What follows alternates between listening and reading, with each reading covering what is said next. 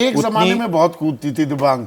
दत्तोपंत ठेंगड़ी जब मुखिया थे बीएमएस के, तो वाजपेयी सरकार के नाक में दम कर दिया था। तब तो बहुत ज्यादा, पर पिछले कुछ दिनों से शांत बैठा हुआ था इधर वो फिर से दिखती है। ये सक्रियता किस तरह से देखते हैं, राजनीतिक संकेत क्या है? पर ये अगर आप देखें कि ये इस तरह से मिलीजुली, मेरे ख्याल से उस तरह की सरकार नहीं है जिसमें इस तरह का प्रिटेंस हो कि भाई एक संगठन उठाएगा। ये खुलकर खेलते हैं।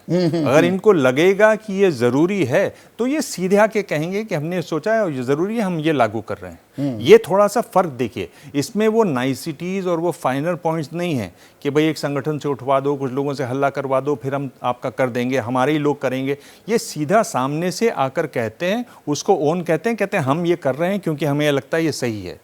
तो अगर उस बात को आप ध्यान रखें और जिस तरह से काम करने का इनका नजरिया है मोदी शाह सरकार का, उसमें ये एक ध्यान रखे कि ये इस तरह से नहीं होता। ये कांग्रेस का स्टाइल है और कांग्रेस के प्रवक्ता बता रहे हैं तो शायद अपनी पार्टी का स्टाइल बता रहे हैं ज्यादा। हमने थोड़ा हमने का मतलब सरकार ने थोड़ा रायता भी फैला रखा है क्या? फौज जो है वहां पर पुरानी पेंशन ही दी जा रही है, वही योजना लागू है। हमारे नेताओं, विधायकों, सांसदों के लिए भी वही पुरानी स्कीम है। दिल्ली हाई कोर्ट के ऑर्डर, अभी उस पर आगे क्या कार्रवाई हुई है वो अभी देखना बाकी है, पर वो कह रहे हैं अर्धसैनिक बलों को भी, यानी कि BSF, CRPF, CISF, Assam rifles, इनको भी दो पुरानी पेंशन। पर बाकी सरकारी कर्मचारी, उसे मिलेगी नई पेंशन। ये जो सरकार है आप देखिए, उसकी गिनती में फौजी बहुत ज्यादा आते हैं। फौजियों की अहमियत बहुत ज्यादा है। 36 लाख पेंशनर्स, पेंशनर्स और दूसरा फौजी मतलब नेशनलिज्म। 14 लाख तो आर्म फोर्सेस में है हमारे जवान। फौजी मतलब नेशनलिज्म की बात होती है, वो लोग जो देश की रक्षा करते हैं। तो फौजियों का जो भार है, बाकी सरकारी कर्मचारी एंटी नेशनल है। नहीं, बाकी सरकारी कर्मचारी तो कर्मचारी हैं। अच्छा, हाँ, आप देखिए जिस तरह से ये जो सरकार की सोच देखिए, ये उसकी सोच को दिखाती है कि आप इस सरकार की सोच में फौजियों का महत्व बहुत ज्यादा है, शुरू से ज्यादा है।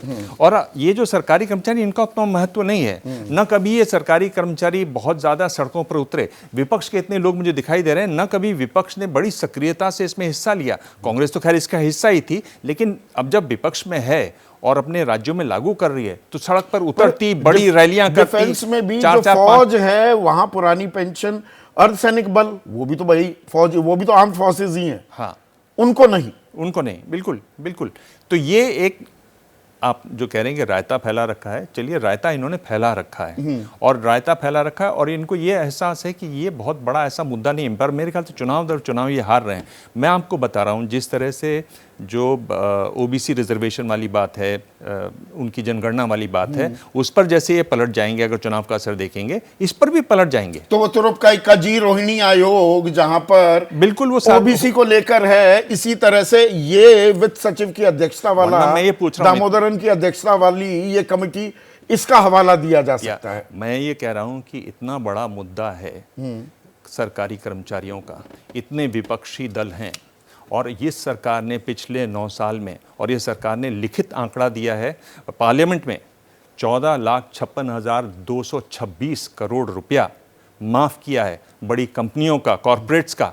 आपने, इन्होंने बैंक से जो उधार लिए हुए थे, अगर वो एक मुद्दा नहीं बना सकते ये लोग, तो कम से कम सरकारी कर्मचारी को बनाए, वो भी नहीं बना रहे। 15 लाख करोड़ बच्चे खाते में जा सकते हैं, तो यहाँ पर अपने कर्मचारी क्यों नहीं जा सकते? बुढ़ापे की लाठी क्यों नहीं दी जा सकती? आप और हम क्यों बोलेंगे? ये तो सड़क पर उतरे ना, कुर्ते फड़वाएं, विपक्ष वाले कंधे छिलवाएं, 5-5, 10-10 लाख की रैलियां निकालें, तो जगे।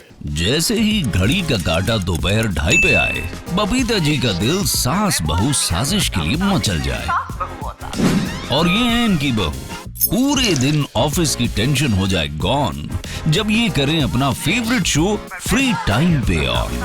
इनकी तरह आप भी देखिए अपना फेवरेट शो अपने टाइम पर और डाउनलोड कीजिए एबीपी लाइव ऐप अपने स्मार्ट टीवी पर।